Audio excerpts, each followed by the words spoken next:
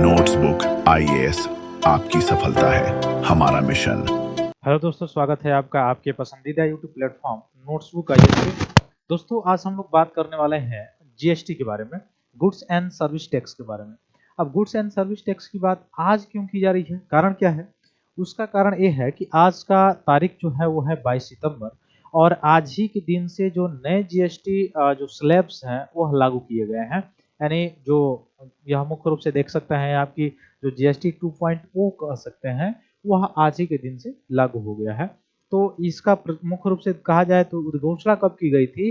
तो लाल किले के प्राचीर से प्रधानमंत्री के द्वारा यह उद्घोषणा की गई थी, मुख्य रूप से स्वतंत्रता दिवस के अवसर पे, कि जीएसटी में रिफॉर्म होगा। अब ये जीएसटी में रिफॉर्म होने की नौबत आज क्यों आ गई? क्यों रिफॉर्म हुआ है? कारण क्या है?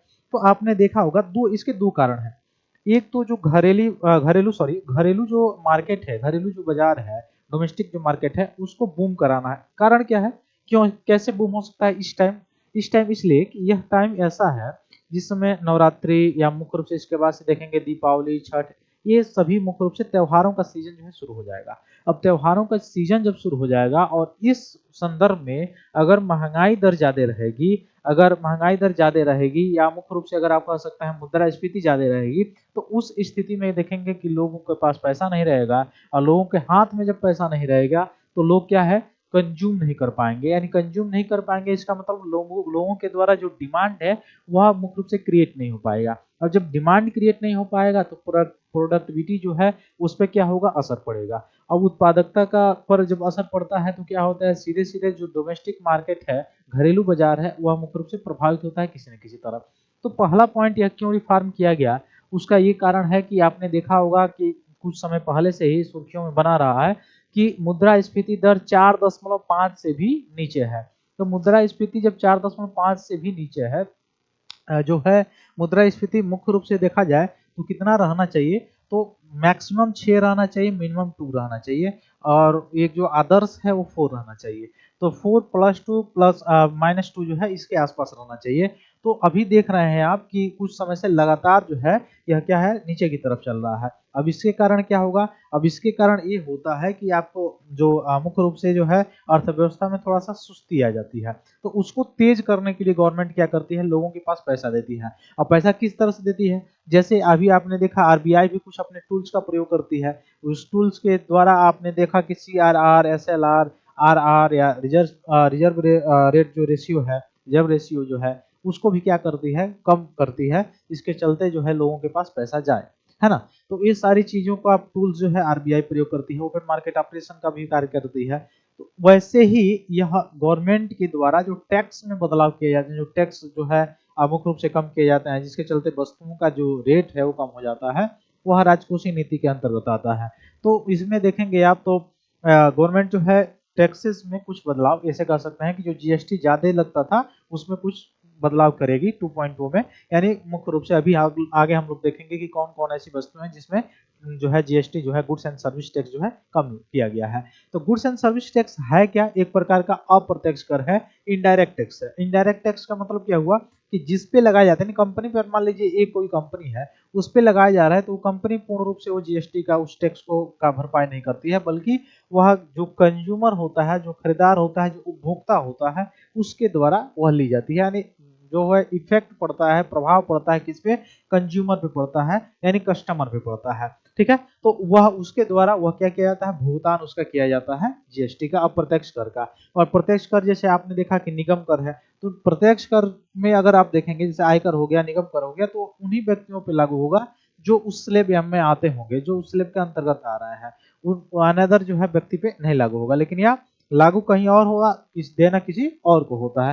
तो यह प्रत्यक्ष मुख्य रूप से कर कह सकते हैं। दूसरा कारण क्या है जिसके कारण यह बदलाव देखने को मिला है? तो आपने देखा कुछ समय से, इस वर्ष की शुरुआत से ही आपने देखा, खासकर जब से डोनाल्ड ट्रंप जो है शपथ लिए हैं, डोनाल्ड ट्रंप जो है अमेरिका के राष्ट्रपति, तब से देखने को मिला है कि वैश्विक स्तर पर जो है एक तरह से ट्रेड वार छिड़ गया है। उनकी टैरिफ बढ़ाने, फिर से धमकियां देने, ये सब कारणों की वजह से पूरे वैश्विक लेवल पर कहीं ना कहीं जो है वो टैरिफ वार जो है शुरू हो गया है आंतरिक रूप से।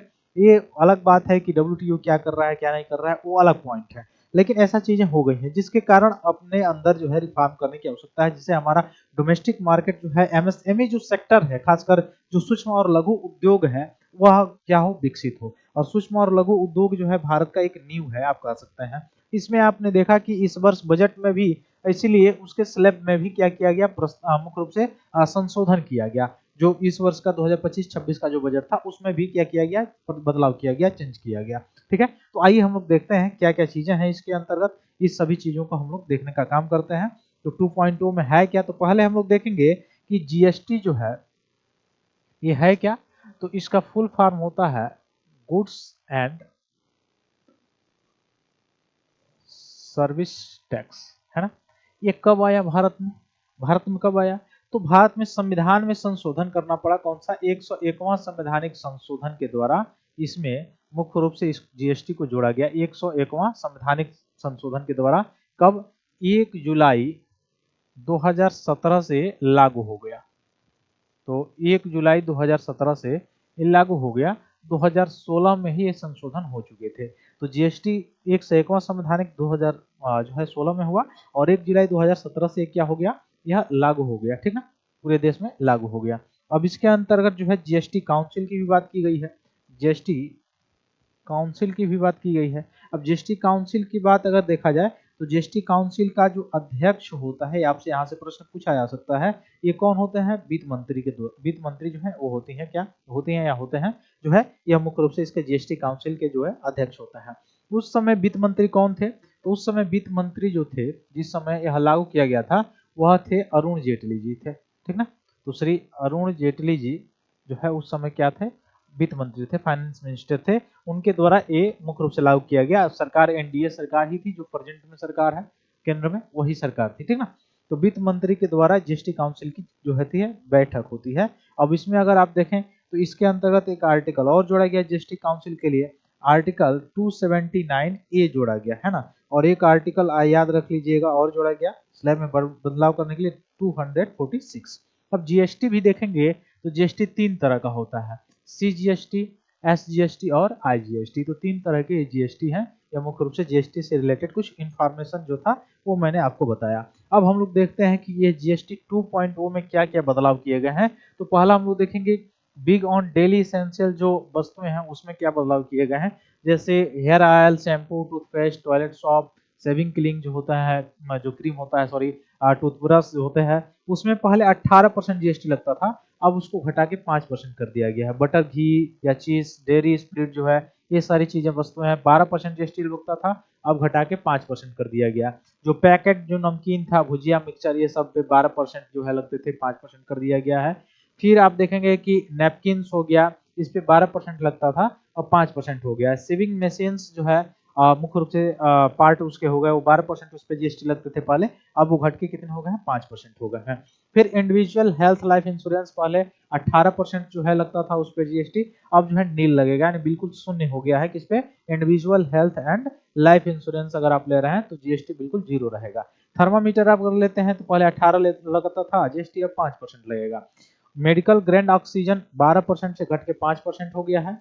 डायग्नोस्टिक्स किट जो है उसमें 12% से घट के 5%। ग्लूकोमीटर टेस्ट जो स्ट्रिप होता है उसमें भी 12% से घट के 5% हो गया है। और करेक्टिव स्पेक्टिकल्स जो है उसमें भी 12% से घट के 5% जो है बदलाव हुआ है। अब देखिए ये तो हेल्थ सेक्टर की बात थी। अब हम लोग देखेंगे जो एजुकेशन सेक्टर है उसमें क्या कुछ बदलाव देखने को मिला है। तो उसमें मैप हो गया, चार्ट हो गया, ग्लोब हो गया। उसमें पहले इसको अगर आप कंज्यूम करते थे तो 12% जीएसटी लगता था, अब उस पर 0% जीएसटी लगेगा। पेंसिल जो शार्पनर था या पेस्टल था उसमें पहले 12% जीएसटी लगता था, अब उसमें नील लगेगा, यानी जीरो लगेगा। फिर एक्सरसाइज बुक्स हो गए, नोट्स बुक हो गए, ये सभी पे पहले 12% जीएसटी लगता था, अब जो है जीरो लगेगा जीएसटी। फिर इरेसर जो था उस पर 5% जीएसटी लगता था, अब जो है इस पे बिल्कुल जीरो जो है जीएसटी लगेगा। फिर और कौन आइटम है, तो फार्मर्स और एग्रीकल्चर के लिए थोड़ा सा देखा जाए किन किन आइटम पे थोड़ा सा रिलीफ दिया गया है। तो इसमें ट्रैक्टर टायर और ट्रैक्टर के जो पार्ट्स हैं उस पर 18% पहले लगता था जीएसटी, अब उस पर 5% जीएसटी लगेगा। ट्रैक्टर पे पहले 12% जो है जीएसटी लगता था, अब जो है 5% जीएसटी लगेगा। तो देखिए कितना लगभग सस्ता हो जाएगा। ठीक ना, एस्टिसाइड, बायो पेस्टिसाइड, माइक्रो न्यूट्रिएंट्स जो है उस पर 12% पहले लगता था, अब 5% लगेगा। ड्रिप इरिगेशन सिस्टम हो गया, स्प्रिंकलर्स हो गया, उस पर 12% लगता था, अब 5% लगेगा। एग्रीकल्चर, हॉर्टिकल्चर, फॉरेस्ट्री मशीन जो है, या सॉइल प्रिपरेशन, कल्टीवेशन हो गया, हार्वेस्टिंग या थ्रेशिंग जो मशीन होती है, उस पर पहले 12% जीएसटी लगता था, अब वह इस पे 5% ही जीएसटी लगेगा। तो ये था मुख्य रूप से एग्रीकल्चर सेक्टर में जो रिलीफ देने की काम की गई है। अब ऑटोमोबाइल्स जो सेक्टर है उसमें क्या बदलाव किया गया है उसको थोड़ा सा देखा जाए। पेट्रोल और पेट्रोल हाइब्रिड एलपीजी सीएनजी जो कार है, जो 1200 सीसी से 4000 एमएम तक के हैं, उसमें पहले 2800 लगता था, 28% जो है जीएसटी लगता था, अब 18% लगेगा। डीजल या डीजल हाइब्रिड कार पे पहले 28% जीएसटी लगता था, अब 18 ही लगेगा। थ्री व्हीकल जो है, थ्री व्हील यानी 3 चक्के वाली जो गाड़ी, टेम्पो वगैरह जो होते हैं, उस पर 28% पहले जीएसटी लगता था, अब वो घट के 18% हो गया है। मोटरसाइकिल्स जो है 350 सीसी या उससे नीचे वाला पहले 28% जीएसटी उस पर लगता था, अब उस पर 18% ही जीएसटी। इस तरह से मोटरसाइकिल भी सस्ता हो जाएगा, ठीक ना। मोटर व्हीकल्स हो गया, ट्रांसपोर्ट ऑफ गुड्स हो गया, उस पर 28% लगते थे, अब उस पर भी घट के आज से 18% जो है जीएसटी हो जाएगा, ठीक ना। अब इलेक्ट्रॉनिक जो अप्लायंस है उस पर क्या मुख्य रूप से बदलाव किया गया है, क्या रिलीफ दिया गया है। तो एयर कंडीशनर जो एसी है उसमें पहले 28% जीएसटी लगता था, अब 18% ही जीएसटी लगेगा, है ना। टेलीविजन जैसे 32 इंच का टेलीविजन, एलईडी या एलसीडी आप टीवी लेते थे तो पहले 28% आपको जीएसटी देना होता था, अब मात्र आप 18% ही जीएसटी देंगे। मॉनिटर्स हो गया, प्रोजेक्टर्स हो गए, उस पर आप 28% पहले जीएसटी देते थे, अब 18% ही आपको देना पड़ेगा। डिश वॉशिंग जो मशीन हो गया उस पर 28% जीएसटी लगता था, अब उस पर 18% ही जीएसटी लगेगा। तो ये कुछ स्लैब हैं जो मुख्य रूप से 6 स्लैब हैं जिसमें बदलाव किए गए हैं ये नए जीएसटी 2.0 में, जो लगभग सभी सेक्टर में कुछ रिलीफ दिए गए हैं। और लागू कब से है, तो आज ही से लागू हो जाएगा, यानी 22 सितंबर 2025 से ये लागू है, ठीक ना। तो यह सभी, हालांकि इसकी जानकारी सभी लोगों को होनी भी चाहिए, या मुख्य रूप से एक तो क्वेश्चन के रूप में जो है आपसे जो है यहाँ से प्रश्न पूछा जा सकता है, और दूसरे तरह से जो है आपको याद रहना चाहिए, इसलिए क्योंकि अगर आप, चूंकि आप एक कंज्यूमर है, मुख्य रूप से कस्टमर है, तो लोकल लेवल से लेकर उपभोक्ता संरक्षण जो सारी चीजें होती है, तो जागरूकता अगर रहेगा, उपभोक्ता के अंदर अगर जागरूक है तो उसलिए उसका संरक्षण भी हो सकता है। तो ये जागरूकता रहनी चाहिए, नहीं तो आप देखेंगे कि दूर दराज इलाकों में इस जीएसटी से कोई मतलब है नहीं, है ना, उसमें आपको उतना ही लेगा। तो कपड़े का दाम बढ़ा दिया है, उसका 18% से 12% कर दिया है, ठीक है। तो ऐसे ऐसे भी देखने को आपको मिलेगा। हालांकि जो जागरूक होगा वो थोड़ा सा अच्छा से काम करेगा। दूसरी चीज जो है, बहुत लोग जाते हैं जो सामान खरीदने के लिए, तो उसमें आप जो है रसीद नहीं लेते हैं, रिसिप्ट नहीं लेता है। आप जो भी सामान खरीदिए रिसिप्ट लीजिए, रिसिप्ट लेंगे तो आपको पता चलेगा जीएसटी आपको जो है कितना आपको जीएसटी देना पड़ेगा, कितना जी देना पड़ा, कितना नहीं देना पड़ा, कितना कटा, क्योंकि उसके लिए आपका, उसके पास भी वो सबूत रहेगा, आपके पास भी रहेगा, तो आप उसमें क्लेम नहीं कर सकते हैं। तो यह बिल्कुल आप जो है रिसिप्ट लेना ना भूलें, कहीं भी जाएं रिसिप्ट जो है बिल्कुल लें। और आगे बढ़ने से पहले मैं बता दूं, अगर आप यूपीपीएससी की तैयारी कर रहे हैं तो प्रीलिम्स के टेस्ट सीरीज लॉन्च हो चुका है, आप ऑफलाइन लेना चाहते हैं तो ले सकते हैं, दिए गए नंबर पे कांटेक्ट करके। ऑनलाइन लेना चाहते हैं तो प्ले स्टोर पे जाइए, notebook Edu for all search कीजिए, हमारा ऐप आपको दिखाई देगा, उसको डाउनलोड करके इंस्टॉल करके रजिस्टर करेंगे तो आपको सभी कोर्सेज जो है वो आपको वहाँ पे देखने को मिल जाएंगे। जो भी आपको कंज्यूम करना है कोर्स, वो आसानी से आप मुख्य रूप से परचेज कर सकते हैं, ठीक है। तो सभी स्लैब मैंने बताया है कि पूरे स्लैब में जो है लगभग सभी सेक्टर में कुछ ना कुछ जो है इसमें जो है रिलीफ देने की काम की गई है, ठीक है। तो स्लैब थोड़ा सा याद रखिएगा, और कुछ उससे बेसिक जो जानकारी है वो याद रखिएगा। जीएसटी काउंसिल क्या होता है, कितने बार वर्ष में बैठक होती है या कितने महीने पे उसकी बैठक होती है, अध्यक्षता कैसे कौन करता है, उसमें राज्यों का कंट्रीब्यूशन कैसे होता है, केंद्र का कंट्रीब्यूशन कैसे होता है, निर्णय किस तरह से लिए जाते हैं, इसको थोड़ा सा आप लोग सर्च करके याद कर लीजिएगा, यहाँ से प्रश्न बन सकता है, ठीक है।